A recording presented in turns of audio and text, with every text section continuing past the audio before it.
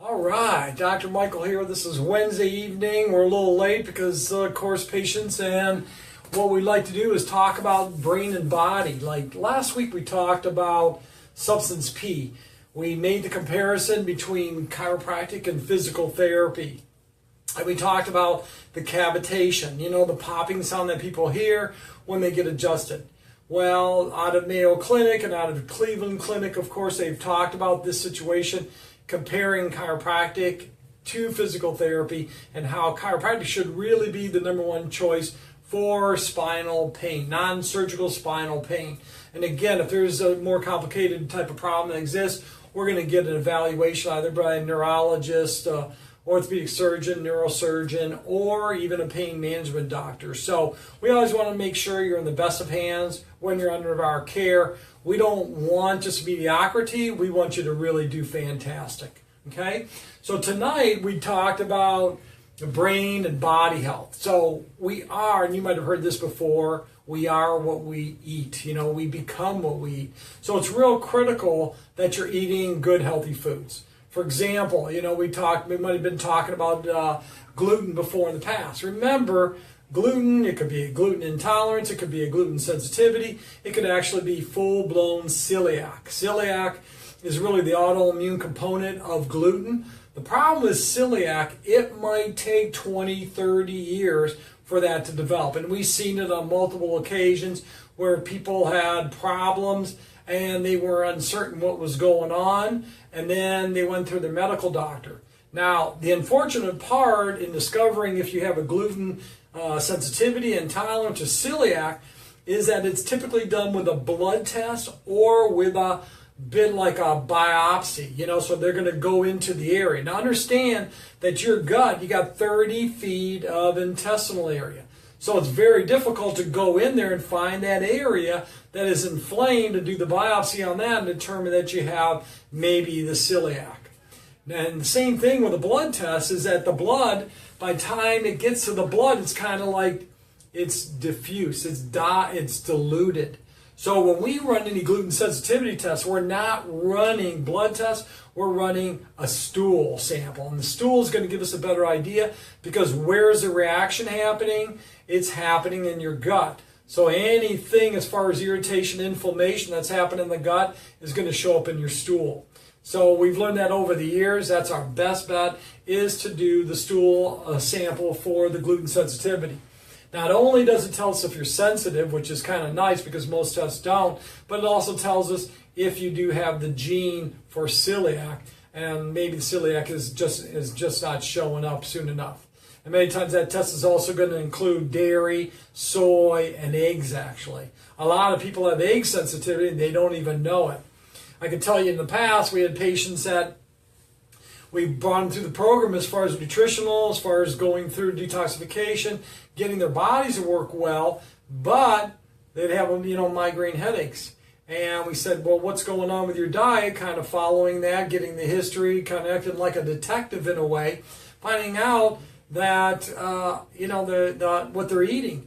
And we said, okay, let's get you off the eggs. Let's eliminate this for at least a week, and let's see if that has any effect on your body. And sure enough, it was the eggs. So we'll see that. Now, I couldn't tell you if it was because the eggs were, just regular eggs, whether they were organic, or whether they were truly free range. So we got some little complicating factors here. Organic means, well, maybe they are being fed soy and corn, okay? When we talk about truly free range chickens, we're talking about chickens that are eating things, that's out there. They're not being fed the corn or the soy, which is a heck of a lot better. So brain to body health. Why is that important? Because any inflammatory process going on in your gut is going to affect the brain. So commonly, and this is, medical terminology, it's not our own terminology, but your gut is also known as your second brain. The gut has its own nervous system, so whatever's going on in the gut is eventually going to show up in the brain. And that's why we got to make sure we're bringing the overall inflammatory process down.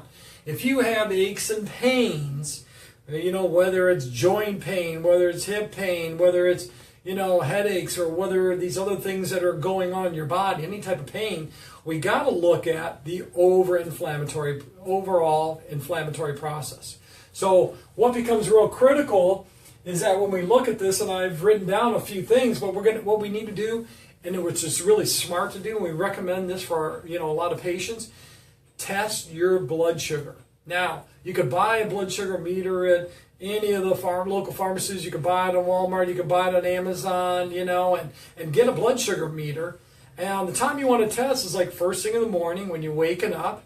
Get an idea what your fasting blood sugar level is, because usually it's been anywhere between 10 to hopefully 10 to 12 hours before you ate last. And your blood sugar optimally should be in the range of anywhere between 75 to 85 or 90 max. Nothing higher than that. Now, if you buy this blood sugar meter, you're going to see in the directions it's going to say, well, 110 is okay. No, it's not okay. And you're in the 120, if you're in the 110s, above 100, you're basically in a state of insulin resistance. So, nothing's working the way it should work. Your body's not able, to get the insulin, the blood sugar working properly. You're totally out of balance. That is an inflammatory state. Now, even if you've had a blood test where your blood sugar, which is called, your blood glucose level, has shown to be okay, and maybe your hemoglobin A1C level, which is a 3 to 6 month average, is okay, and you still have symptoms, okay? Symptoms like, let's say that you cannot go without skipping a meal. If you can't go without skipping a meal, it's telling us that you have blood sugar problems. So what might those symptoms be? Well, there might be lightheadedness, it might be dizziness, it might be, just fatigue factor, it might be brain fog. Those different things, headaches, is really common. Those are telling you that you have a blood sugar handling problem. So why wait, to have pre-diabetes or diabetes, God forbid, when you can monitor this? Now, it's not like you have to do it 7 days a week, but if you're following our protocol as far as getting healthy, you might do it initially, 7 days in a row. Because what you can do is you can dial in those foods that are really raising your blood sugar. Because you really might not know. It might be something, simple. It might be a sweet potato. It might be, if you're eating white potatoes, which we don't suggest, but if you're eating white potatoes, that could be driving your blood sugar. Rice really will jack up your blood sugar big time. We see that with a lot of Hispanic patients and, of course, our Asian patients. So I know for me, when I was eating rice, my wife was making rice like every night. I go, whoa. I said, stop that. I'm feeling horrible. Well, what I've done now, and this was about 6 or 9 months ago, I just drop rice completely. I don't care if it's white rice. I don't care if it's brown rice that has more nutrient value. It really doesn't matter. It all is going to be converted into the sugars. And, of course, we don't want the sugars being jacked up. We want them down low, which means our body is working as more of a fat burner. So here's a couple things which is really important for brain function. Vitamin D. Vitamin D is essential for a healthy brain function. Vitamin D is involved in all kinds of different things. It's involved in bone integrity as far as, the strength of our bones. It's involved in immune system. So what it does is it'll help combat the viruses or infections that are going on in our body. And then it's also involved in keeping the brain healthy. So we want to make sure that our vitamin D levels are optimally up around anywhere between 60 to 100. Now, some people get fearful because the reference range medically, when you get a blood test, is going to say 30 to 100. Well, that's pretty low. Research has shown that people in the 40s, if their levels are even, the vitamin D levels are even in the 40s, are susceptible to dementia and Alzheimer's. Well, what are we talking about tonight? Brain and body health. So let's get those levels up to about 60 to 80 or closer. Now, people are going to wonder, well, is there any toxicity shown with that? There hasn't been. All the research that I've done, and I've, of course, corresponded with the PhDs and the people in the research industry. They said you could get up to 100, 150. There's not going to be a problem. But I've never seen anybody go that high. I know for me personally, my vitamin D levels, I try to drive them up because I find with all the exercise and everything else I'm doing that my vitamin D level is low, and I don't like that. So I'm constantly taking that. In order for you to maintain a healthy vitamin D level of approximately 60 to 80, you have to be taking 10,000 IUs a day. 10,000 IUs, yeah, that's quite a bit, but that's what you need. Now, the best type of vitamin D, I mean, we have two forms that we really like. We have one in liquid form, and those people that are traveling, moving around, then we have one in a capsule form. But the nice thing about that is the drops are going to be 2,000 IUs per drop, and the capsules are going to be 10,000 IUs per capsule, which is pretty simple.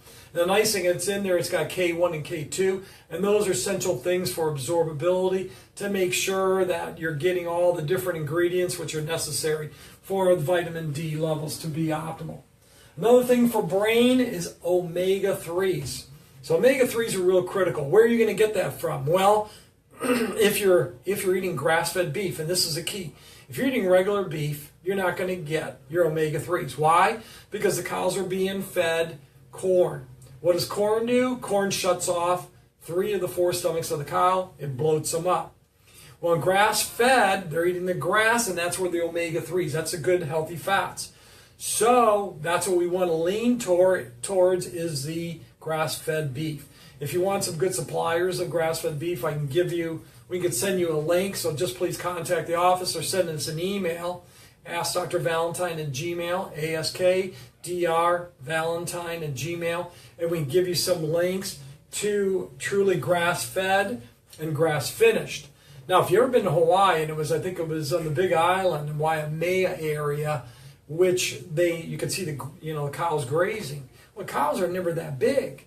They're not that big until they start feeding the grass, feeding them the corn, So many times those cows that are being grazed on grass in the Big Island of Hawaii are being shipped over here and being fattened up with hormones or antibiotics and things like that. We know that that's not good for our body, not good for our gut, not good ultimately for our brain. Because anything that we're consuming in the form of antibiotics and hormones is going to really mess up with our whole system as far as our immune system. Other places you can get it, we have these awesome tuna gel caps. They're really good. They actually are gel caps. You just chew on them, you bite them, and they kind of explode in your mouth, almost like that Minty Fresh commercial, right? So those are really good. High omega-3s. I think 2 capsules of that gives you 1.5 grams of fat.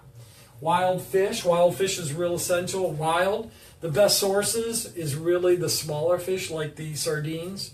Sardines are excellent source. Salmon's an excellent source. High DHA. Now, the nice thing about that is we look for the DHA. The DHA is is in the fats, good healthy fats. We got EPA, we got DHA.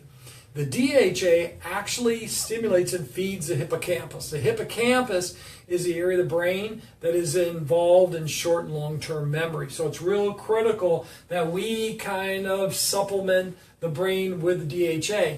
Even in research has shown that the hippocampus can actually grow in size with the feeding of the DHA. So we got some great products as far as high DHA. One of our products, I think, in a tablespoon or 2 teaspoons was 1,100 milligrams of DHA, which is really unheard of. Phenomenal. The EPA is more about calming people down. So if you got kids with ADHD or autism spectrum disorders, ASD or anything like that, that's when you want to give them more the EPA form of the fish oils, okay? Or the good quality omega-3 fatty acids. Essential fatty acids, EFAs, if you ever heard that. Grass-fed beef, we already talked about that. Optimally, it's not just about grass-fed, but it's about grass-finished. Like I talked earlier, a lot of supposed grass-fed beef, they will then, the last couple months or whatever, they'll start feeding them the corn. Why? Because they get more of the marbleization of the beef. And of course, that fat is what gives it more tender, more of a tender taste. So, grass-fed, grass-finished. Cooking meat is another different thing that we want to talk about because we want to make sure everything is slow cooked. Anytime that you could slow cook things over a period of time, It's better because you're going to retain all the nutrients, minerals, and all the enzymes and everything like that. If we cook things at a high temperature for a short period of time, we're killing off the vital nutrients, enzymes, minerals, and everything else. So it's kind of like what they do with dairy. The big thing about dairy, what is dairy? So if you're buying regular dairy, I don't care if it's organic or not, they pasteurize it. Pasteurization means that they've increased the heat to 180 degrees minimum, and what does that do? That kills everything. Well, if you're my age, at least my age, and you remember the old days where milk was delivered in the bottles, glass bottles, it would be like almost separating. And the separation was part of the fat and the whey, which is essential part of the dairy, which would be the raw factor. So a lot of people have dairy sensitivity. If you have any autoimmune type of disease, if you have a lot of food sensitivities, you're not going to want to do the dairy. You're going to want to lean more towards like almond milk or coconut milk instead of doing the dairy. And again, just like I mentioned earlier with the gal that had the migraine headaches as a result of the eggs, maybe that's something you want to be off for a period of time. So in the past, you might have heard of 21-day elimination diets. I never think that's long enough. We try to take you through a 30-day elimination process where we're also going through the detoxification process, getting your body to really heal up from inside out. And then during that time, we want to kill off anything that might be, going on in the body. Many of us have, underlying viruses, bacteria, parasites, fungus, or yeast going on, and we might not even know that. But it might show up on your skin. It might show up on, your hair, your nails. Might show up on, as far as itching. It might show up on, burning sensation, or things are not just what they should be. Don't blame it on age. It is part of what's going on in the body. Another thing, glutathione levels. You might never have heard of that unless you've been in our office before where we talked about it. But glutathione is like vitamin C, but it's different than vitamin C. It's the most potent antioxidant that exists in our body. And our bodies need to keep that up because what it does, it protects our blood-brain barrier. So think of the blood-brain barrier. We don't want things to get to the brain, like toxins and things like that. We want that brain protected because that's what keeps us a healthy brain, free of the neurodegenerative disorders as well as dementia, Alzheimer's, and all those Parkinson's and things like that. That I think as we age, we're all a bit concerned of as far as, the increased exposure to all the environmental chemicals, to things that we drink, eat, and everything that we absorb. So the big identity with glutathione, it's really going to be taken, absorbed in your body, and increased with levels with either nebulized with a breathing form, IV, or now we're getting into a liposomal type of glutathione. If you're interested in that, we can talk more about that. But we do that along with vitamin C. Vitamin C, we're moving more towards a liposomal as well. What that means is a fat combined. It's combined with a fat because our bodies absorb fat much better than anything else. The absorbability, and that doesn't cause any gastrointestinal discomfort at all. So we can absorb that better. We can maintain that levels. So glutathione is really critical. Vitamin C is really critical. We do not manufacture our own vitamin C. We need to take vitamin C externally. And if you ever heard of Linus Pauling, he was taking like 5 to 10 grams of vitamin C a day, and he lived into his 90s. He won like 3 Nobel laureates. It wasn't on nutrition, but it was other things. And he was a pretty genius. I don't know if he was from Stanford or somewhere up in there, or Cal Berkeley. Specialized blood testing, that's what we do. We do specialized blood testing if we want to find out what's going on with the gut. Do you have a leaky gut? You might have heard of us talking about that. What does that mean? Well, leaky gut means that the gut is no longer a good barrier. So there is multiple barriers, like the blood-brain barrier. There is the gut barrier, which is real critical. There's a skin barrier. Our skin is not supposed to have these eruptions or anything like that. So these barriers, and then the lung barrier. So there's 4 barriers that are really key. So if one of them compromised, okay, blood-brain barrier is compromised, what are you going to have? Maybe some dementia, maybe some Alzheimer's, maybe some Parkinson's.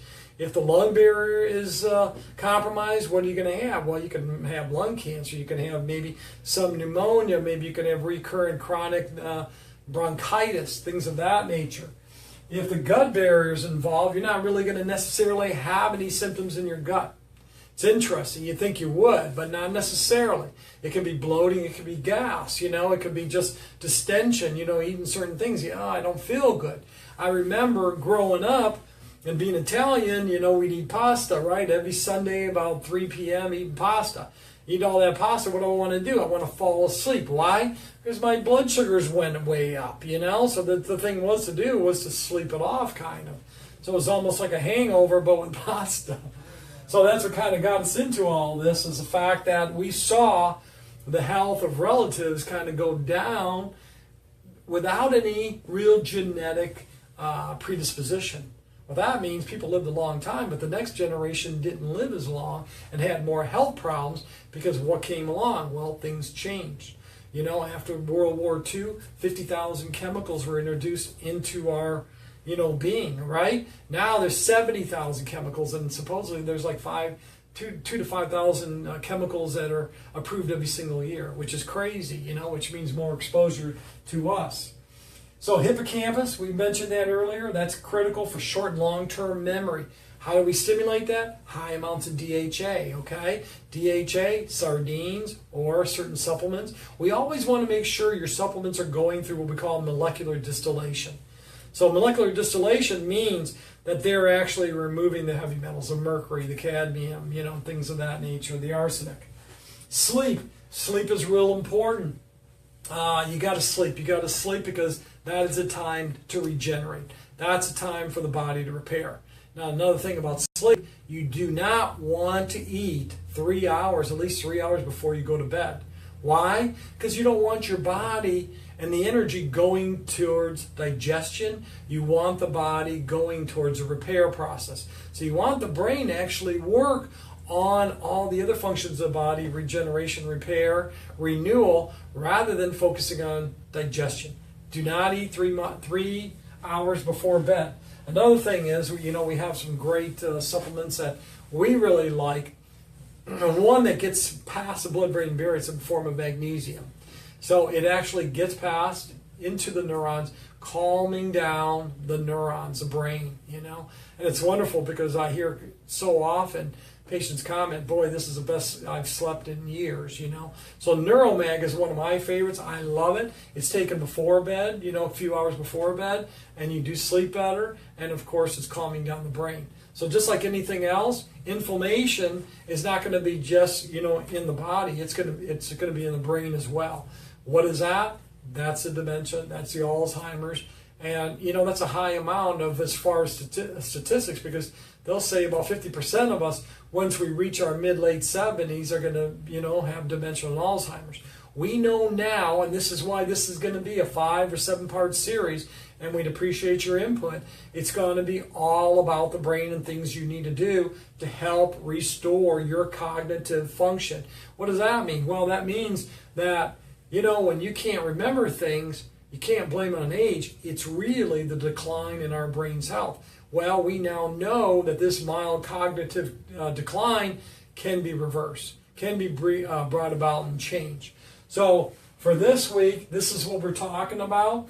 I don't know how long we've been, but it's probably been about 12, 15 minutes. We're trying to keep them short so that it's a brisk type of thing, that you get the information. We ask that you share this if you know the people that are concerned about their health. Obviously, they're looking to avoid these type of health problems, or maybe they have an autoimmune disease and they want to try to reverse that.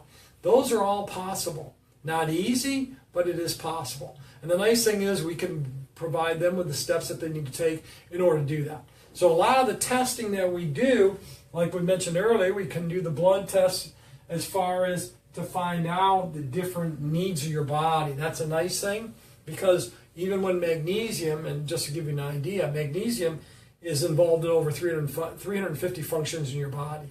Most people need magnesium, but the problem is that when they do a regular blood test, it's a serum magnesium. Well, serum magnesium is only telling us what's circulating in the blood, and that's only about 1%. So that's 1% of the totals.